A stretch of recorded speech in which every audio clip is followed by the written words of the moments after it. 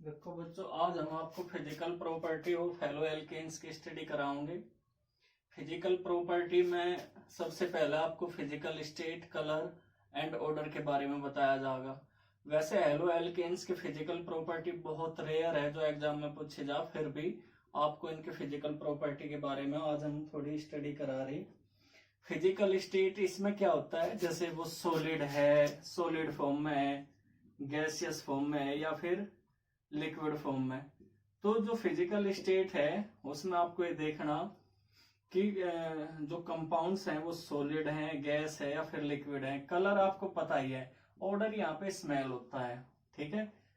तो ये सबसे पहले फिजिकल स्टेट, कलर और ऑर्डर के बारे में आप देख लो। इसके जो लोअर मेंबर हैं, लोअर मेंबर का मतलब ये होता है मोस्टली जितने भी कंपाउंड्स हैं ऑर्गेनिक केमिस्ट्री में जिनके लोअर मेंबर्स होते हैं, यानी जिनका मोलिकुलर मास लो होता है, वे मोस्टली क्या गैसियस फॉर्म में ही एग्जिस्ट करते हैं। जैसे CH3F एग्जांपल के तौर पे, CH3F, CH3Cl, CH3Br, इस तरीके से CH3, CH2F और CH3, CH2Cl। ये क्या है, जैसे methyl fluoride, methyl chloride, methyl bromide, ethyl fluoride या फिर इथाइल क्लोराइड, ये गैसियस फॉर्म में एग्जिस्ट करेंगे। इनके अलावा जो हायर मेंबर हैं अप टू C18 तक, वे किस फॉर्म में होंगे बच्चों? वे लिक्विड फॉर्म में होंगे, ठीक है बच्चों। किस फॉर्म में होंगे? वे लिक्विड फॉर्म में होंगे, ठीक है। ये जैसे अभी अभी आपको बताया किस फॉर्म में होंगे, ये गैसियस फॉर्म में होंगे एट रूम टेम्परेचर। और जो हेलो एल्केन्स हैं अप टू C18, C18 का मतलब आपके सिलेबस में इतने हैं नहीं, लेकिन जो C18 तक कार्बन चेन होगी वो लिक्विड फॉर्म में होंगे। किस फॉर्म में होंगे? वो लिक्विड फॉर्म में एग्जिस्ट करेंगे। और जो C18 से ऊपर के होंगे वे सारे सॉलिड स्टेट में होंगे। तो आपको ध्यान रखना है कि जो मिथाइल फ्लोराइड है, क्लोराइड, ब्रोमाइड या फिर इथाइल फ्लोराइड, क्लोराइड, ये किस फॉर्म में होते हैं? गैसेस फॉर्म में। और कहा? रूम टेम्परेचर पे, ठीक है, रूम टेम्परेचर यानी नॉर्मल टेम्परेचर पे। और इसके आगे के जो C18 तक के मेंबर्स होंगे हेलो एल्केन्स के, वो लिक्विड फॉर्म में होंगे और उससे ऊपर के सारे सॉलिड स्टेट में होंगे। प्योर स्टेट में हेलो एल्केन्स कोई कलर शो नहीं करती। आपको मैं ये बता दूं कि अगर प्योर स्टेट है तो प्योर स्टेट में बिल्कुल भी कोई भी हेलो एल्केन्स कलर रिप्रेजेंट नहीं करेगी। लेकिन जो ब्रोमाइड्स हैं या फिर आयोडाइड्स हैं वे लाइट की प्रेजेंस में कलर शो कर सकते हैं, ठीक है बच्चों। ये चीज आप नोट कर लियो। और ऑर्डर यानी स्मेल की जहां तक बात है, इनका जो ऑर्डर होता है या फिर जो स्मेल होती है वो मीठी होती है, स्वीटिश होती है। तो फर्स्ट पॉइंट आपने सभी ने देखा, फिजिकल स्टेट इनकी कैसी होगी? जो लोअर मेंबर है वो गैसियस होंगे, C18 तक लिक्विड होंगे। और इनका जो कलर है, कोई प्योर स्टेट में कलर रिप्रेजेंट नहीं करते, लेकिन जो ब्रोमाइड और आयोडाइड्स हैं वो लाइट की प्रेजेंस में कलर रिप्रेजेंट कर सकते हैं। ऑर्डर इनका स्वीटिश होगा, ठीक है। ये सभी बच्चे नोट कर लें। और नेक्स्ट जो पॉइंट है वो है melting and boiling points.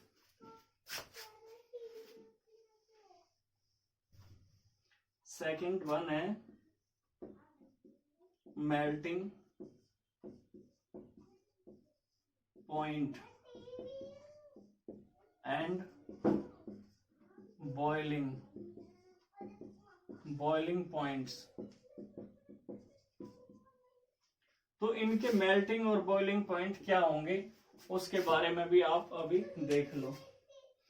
The melting and boiling point of halo alkanes are much higher than दो जो पेरेंट एल्केन कह लो या फिर हाइड्रोकार्बन। पेरेंट्स का मतलब ये होता है कि जिससे ये प्रोड्यूस हुए, बनाए गए, जिससे ये बनाए गए, उनके मुकाबले, उनके रिलेटिवली इनके मेल्टिंग और बॉइलिंग पॉइंट हाई होते हैं। उसका रीजन क्या है? अगर आप मोलिकुलर मास देखो, मोलिकुलर मास क्या होता है? इनका इंक्रीज हो जा, और मोलिकुलर मास इंक्रीज होने पर आप ये देखो कि वांडरवाल फोर्स इंक्रीज होते हैं, यानी वांडरवाल फोर्स जो होंगे वे डायरेक्टली प्रोपोर्शनल होते हैं।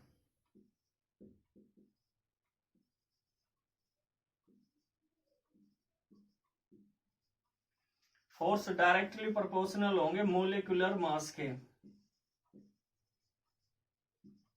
तो जैसे जैसे इनका मोलिकुलर मास बढ़ेगा, इनके बीच क्या बढ़ेगी बच्चों, वान डर वाल फोर्स बढ़ेगी। और जैसे जैसे इनके बीच फोर्स इंक्रीज होगी, ऐसे ऐसे इनका मेल्टिंग एंड बॉइलिंग पॉइंट भी क्या होगा, इंक्रीज होगा। तो ये चीज आपको नोट करनी है। और आपको पता भी होगा कि जिस तरीके से साइज बढ़ता चला जाता है अगर किसी भी चीज का, कंपाउंड का या किसी भी सब्सटेंस का, तो उसमें क्या है, उसका मेल्टिंग और बॉइलिंग पॉइंट हाई होने लगता है, क्योंकि उसके बीच जो फोर्सेज होती हैं वो स्ट्रॉन्ग हो जा, और फोर्स स्ट्रॉन्ग होने की वजह से क्या होगा बच्चों, फिर उनका मेल्टिंग एंड बॉइलिंग पॉइंट क्या हो जाएगा, इंक्रीज हो जाएगा। अगर हम बात करें सिर्फ एल्काइल ग्रुप की, इसमें अगर एल्काइल ग्रुप क्या है बच्चों, उसमें सेम है, लेकिन हेलोजन एटम क्या है, वो चेंज हो रही। फॉर एग्जांपल अगर मैं इसमें आपको ए पॉइंट बताऊं, तो यहां RF, RCl, RBr, RI, आप यहां देखो एल्काइल ग्रुप क्या है सारों में, CH3। अगर मैं यहां सारों में क्या ले लूं, CH3 ले लूं,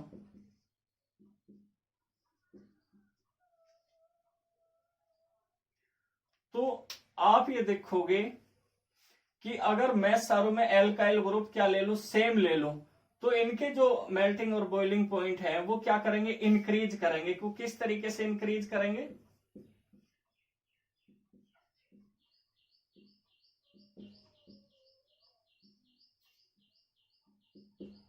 इस तरीके से।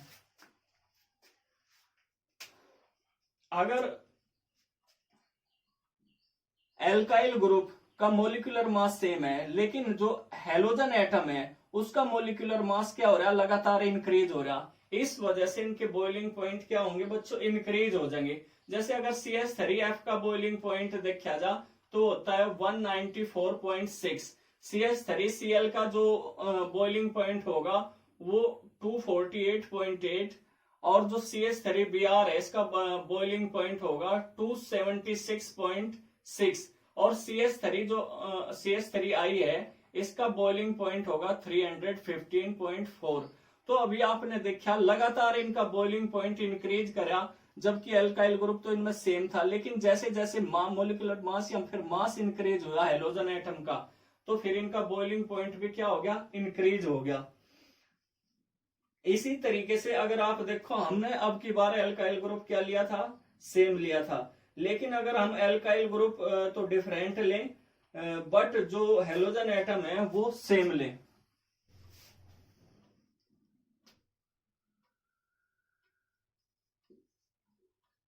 यानी CH3 Cl, C2H5 Cl, C3H7 Cl, C4H9 Cl।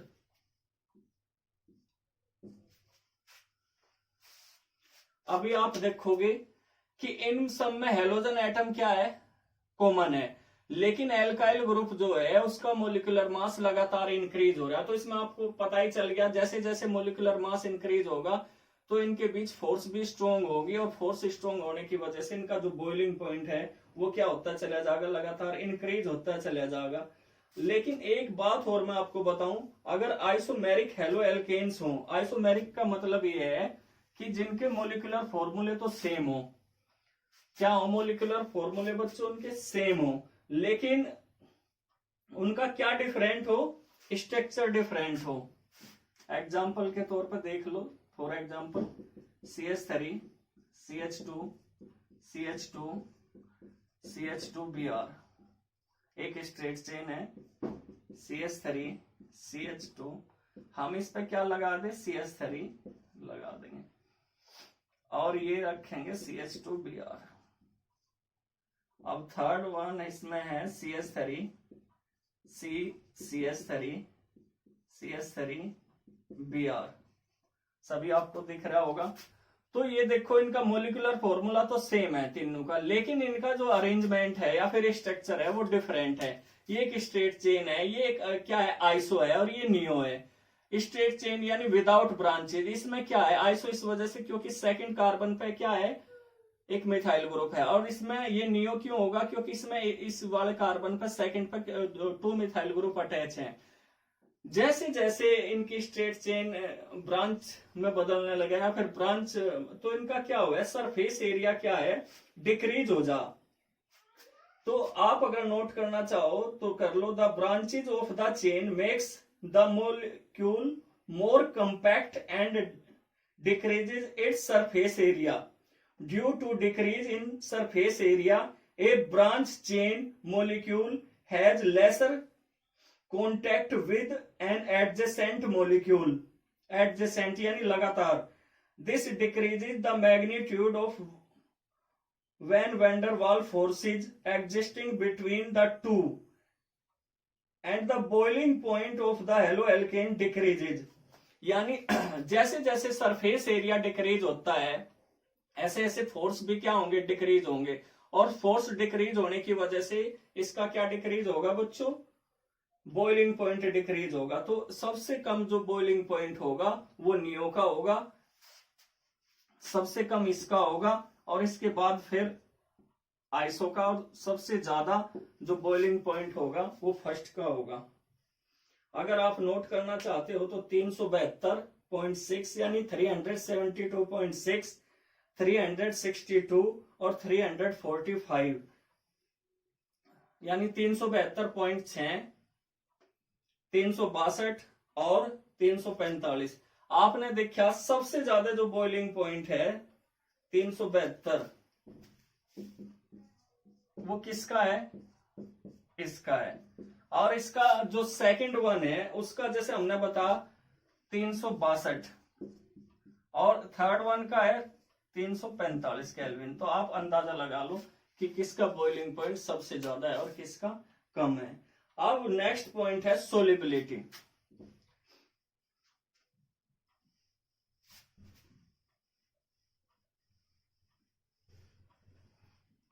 Third physical property है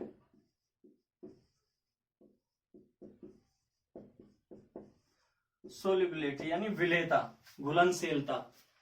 जैसे आपको पता भी है 11th में पढ़े आपने, 10th में भी like dissolve like, solution unit में भी आप पढ़ते हो, यानी जो जैसा सबस्टांस होगा वो ऐसे ही सोलवेंट में डिजोल होता है।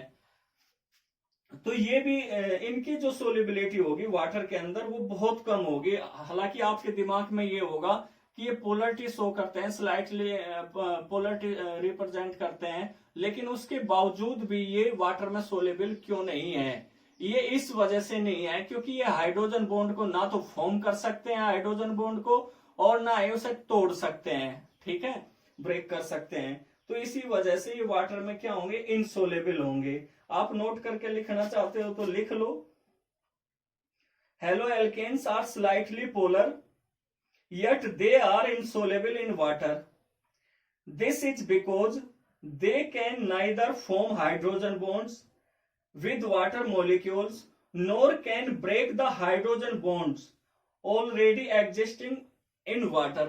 यानी कि ना तो ये हाइड्रोजन बॉन्ड फॉर्म कर सकते हैं, और जो अगर वाटर में पहले से ही हाइड्रोजन बॉन्ड है उसे ब्रेक कर सकते हैं। तो इस वजह से ये उसके अंदर, जैसे आप जिस फॉर्म में डालोगे उसी फॉर्म में ये उसके अंदर पड़े रहेंगे। लेकिन जैसे आपको पता, हमने पहले भी आपको पता, लाइक डिजोल लाइक यानी अपने जैसे में ये ऑर्गेनिक सबस्टांस हैं तो ऑर्गेनिक सोलवेंट में डिजोल होंगे। फॉर एग्जांपल जैसे ईथर्स हैं, एल्कोहल्स हैं, क्लोरोफॉर्म है, कार्बन टेट्राक्लोराइड है। तो हेलो एल्केन्स ऑर्गेनिक सोलवेंट में are soluble such as carbon tetrachloride, ether, chloroform etcetera. Next point है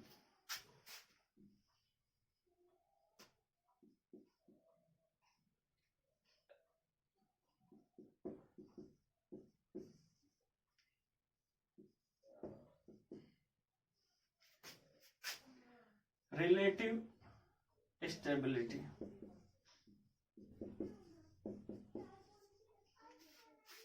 तो जो रिलेटिव स्टेबिलिटी है बच्चों, उसमें रिलेटिव का मतलब हम रिलेटिव क्यों वर्ड यहाँ पे यूज कर रहे हैं, रिलेटिव वर्ड इस वजह से यूज कर रहे हैं क्योंकि यहाँ पे जो हेलो एल्केन्स हैं वो अलग अलग है, कोई फ्लोराइड की, कोई क्लोराइड, ब्रोमाइड, आयोडाइड, तो उनमें सबसे ज्यादा स्टेबिलिटी किसकी होगी, सबसे ज्यादा स्टेबिलिटी उनमें आप बताओ किसकी होगी। अगर रिलेटिव स्टेबिलिटी का ऑर्डर हम देखें तो सबसे ज्यादा किसकी होगी, RF, फिर RCl, उसके बाद RBr, और सबसे कम होगी RI की। R यहां पे क्या है, एल्काइल ग्रुप।